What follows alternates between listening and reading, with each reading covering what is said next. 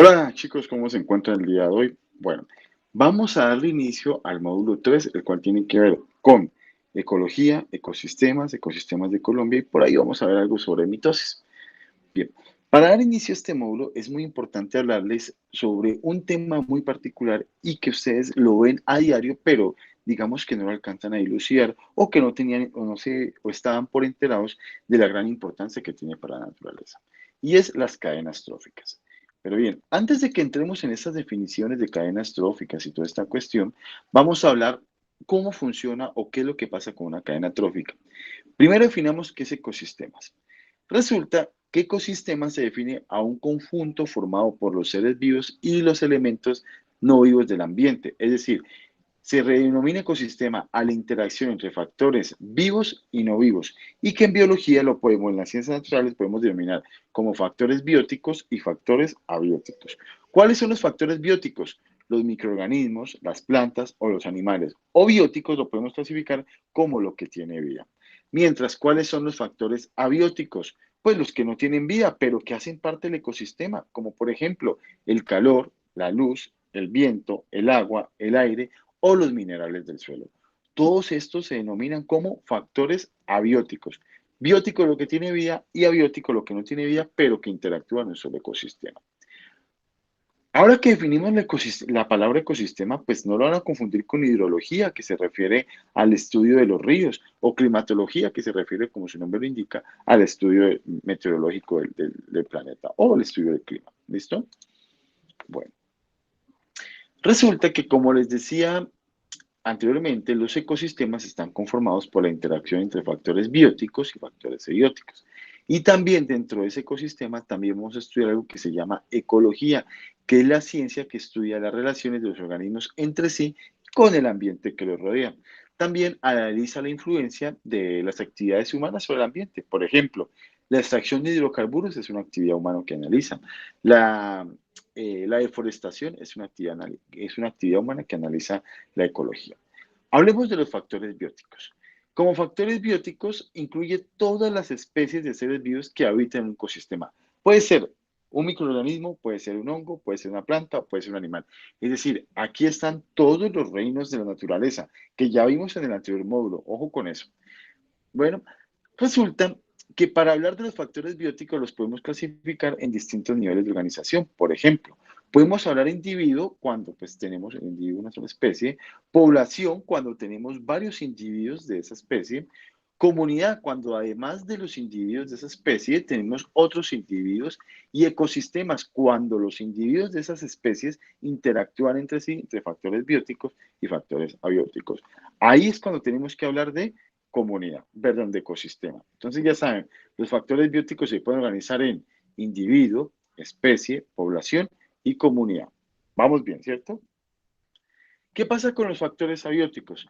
Resulta que los factores abióticos son todos esos componentes que hacen parte del ecosistema, pero que nosotros no logramos, digámoslo así, no logramos ver en cuanto a su función vital. Lo que pasa es que estos factores hacen parte de la vida de otros organismos. Por ejemplo, aquí tenemos el agua, la luz solar, el aire, el clima, la temperatura, el viento. Todos esos son factores abióticos. ¿Son menos importantes que los bióticos? No, señores, porque sin los abióticos no podrían darse los bióticos. Un ecosistema funciona entre la relación de lo biótico con lo no biótico de esta manera. Sin ellos dos juntos, sin ellos dos trabajando fuertemente, no sería posible. ¿Listo? Ahora bien, esa interacción que ustedes ven ahí o esa interacción que se dan es lo que me va a dar origen a lo que actualmente conocemos como cadenas tróficas. Cadenas tróficas es quién se comió a quién, hablándolo de forma, digamos, muy general. Resulta que las cadenas tróficas hacen referencia a las relaciones que hay entre un animal con respecto a otro. Y los podemos encontrar, los podemos clasificar en 6 diferentes momentos. Por ejemplo, productores son los que constituyen o son o son las plantas, es decir, los productores son los organismos que sirven para dar de comer a otros organismos, en este caso las plantas. Todo lo que ustedes vean como un arbusto, un helecho, un musgo, todo eso hace parte de los productores. Y aquí lo podemos observar que es como unas plantas. ¿Listo? ¿Quiénes son los consumidores? son organismos que se alimentan de la materia orgánica, es decir, de esas plantas, o mejor dicho, que se alimentan de los productores. Y los podemos encontrar como consumidores primarios, quienes son los que se alimentan de las plantas, aquí encontramos a los herbívoros, consumidores terciarios secundarios, que son los que se alimentan de los primarios y también, digamos, pueden alimentarse de las plantas, se los considera carnívoros. Y finalmente tenemos a los consumidores terciarios. Estos son los más peligrosos, digamos, de una cadena trófica, porque aquí es donde encontramos al león, al tigre, al águila, que son los depredadores por naturaleza. ¿Listo? Y finalmente tenemos uno de los más importantes, que son los descomponedores. ¿De qué se encargan ellos? De toda esa materia orgánica que ustedes vean presente, ellos se van a encargar de descomponerla. ¿Listo? Ellos son los encargados de coger esa materia orgánica, volverla o licuarla prácticamente para que vuelva al suelo y así los productores puedan volver a utilizar esa materia orgánica. Miren este ejemplo que tengo aquí. Este girasol, perdón, esta flor es un productor, un consumidor primario es esta mariposa, un consumidor secundario es este sapo que se come la mariposa y un consumidor terciario es este reptil que se puede comer a estos dos perfectamente, ¿cierto? Esa es una serpiente. ¿Cuáles son los descomponedores? En los descomponedores encontramos a los hongos, a las lombrices, las bacterias, a los buitres en sí. ¿Listo? Y también encontramos algunos tipos de protistas. Recuerden que los protistas se dividen en algas y protozoos. En este caso serían los protozoos. Entonces, para que lo tengan bien presente, ¿cuántos componentes forman una cadena trófica? Lo forman los consumidores, los descomponedores y finalmente los productores. Y en los consumidores, pues vamos a tener primarios, que son los herbívoros, secundarios, que son los carnívoros, y terciarios, que son los depredadores. Vamos a verlo en estos ejemplos que les traigo a continuación. Por ejemplo, esta planta de maíz se la considera como un productor. ¿Quién se alimenta del maíz? El grillo o el chapulete, la mariposa, la mosca o el ratón. ¿Quién se alimenta de estos organismos de aquí? Es decir, estos de aquí serían los consumidores primarios. ¿Quiénes serían los secundarios? El reptil que se alimenta del sapo, el águila, perdón, el ave que se alimenta también del grillo o de la mosca o de la mariposa o de la misma tarántula.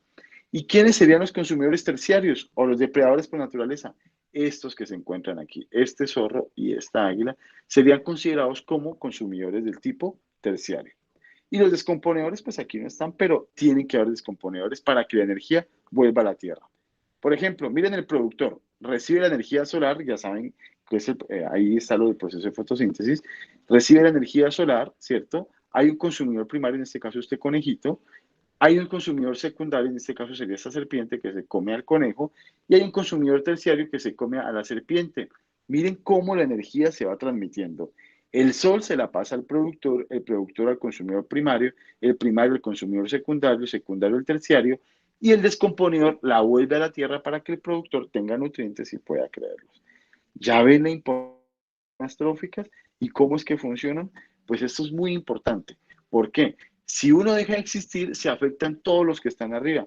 Por ejemplo, ¿qué pasa si los productores se disminuyen? Pues los consumidores primarios se van a disminuir y por lo tanto los secundarios o los terciarios. ¿Y qué pasa si eliminan los terciarios? Pues no va a haber que los alimentos devuelvan a la tierra, porque recuerden que los terciarios se encargan de comerse lo que sea y tirarlo al suelo para que los descomponedores pues se encarguen de todo su proceso. Bueno, muchas gracias. Espero que les haya gustado la clase. Nos vemos en la siguiente clase en la que vamos a hablar de los ecosistemas. Hasta pronto.